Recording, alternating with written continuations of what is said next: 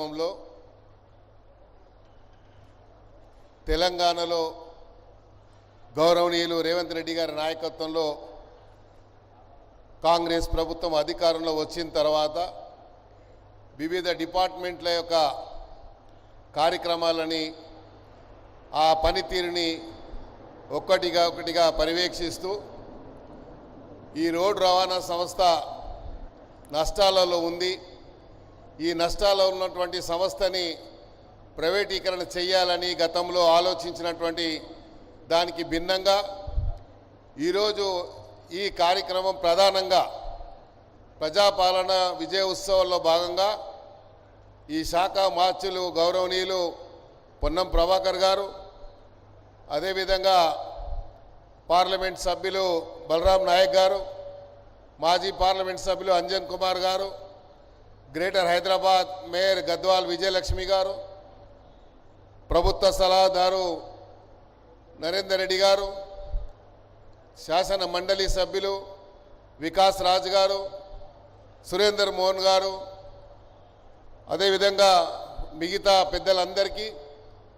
ఇక్కడ విచ్చేసినటువంటి రోడ్డు రవాణా సంస్థకు సంబంధించినటువంటి ఆర్టీఏ కానీ, అదేవిధంగా ట్రాన్స్పోర్ట్ కానీ, ఆర్టీసీ డిపార్ట్మెంట్ కానీ మీ అందరికీ ఖైరతాబాద్ ప్రజల తరఫున, తెలంగాణ ప్రజల తరఫున హృదయపూర్వకంగా స్వాగతం పలుకుతూ, ప్రధానంగా గౌరవ ముఖ్యమంత్రి గారు మరి ఎన్నో సందర్భాల్లో మనం చూస్తూ ఉన్నాం, రోడ్డు రవాణా సంస్థను మనం మెరుగుపరచాలని పార్టీ అధికారంలో వచ్చిన వెనువెంటనే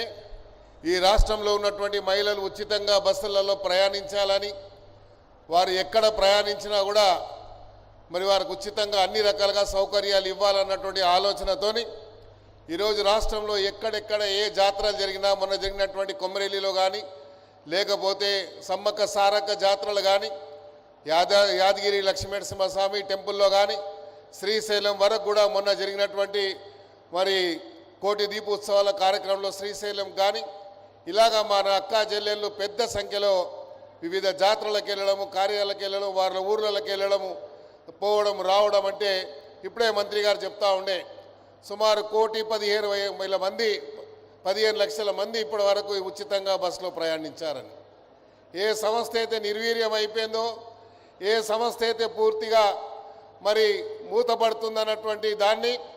లాభాల్లోకి తీసుకొచ్చినటువంటి ఘనత మన ముఖ్యమంత్రి గారికి దక్కింది. కాబట్టి ఈ సంస్థ ఇంకా అభివృద్ధి చెందాలని,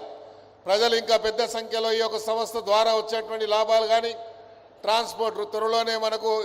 డబల్ డెక్ బస్సులు మన ముందే తిరుగుతూ ఉన్నాయి, ఎలక్ట్రానిక్ బస్సులు అని కూడా. ఈ ఎలక్ట్రిక్ బస్సులు వచ్చిన తర్వాత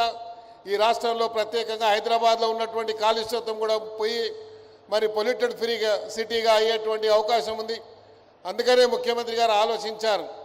ఈ రాష్ట్రం ఎట్లయితే రైజింగ్ హైదరాబాద్ అని, రైజింగ్ తెలంగాణ అని, హైదరాబాద్ రైజ్ అయినప్పుడే ప్రపంచవ్యాప్తంగా ప్రపంచంలో ఉన్నటువంటి వేరియస్ కంట్రీలో ఉన్నటువంటి వాళ్ళందరినీ we can attention the draw of their various departments కానీ, లేకపోతే మల్టీనేషనల్ కంపెనీస్ కానీ, ఆ రకంగా ప్రపంచం అందరూ కూడా దృష్టిని కేంద్రీకరించాలన్నటువంటి ఆలోచనతోని ఈ ఒకటే డిపార్ట్మెంట్ కాదు, ఈ ఒకటే సంస్థ కాదు,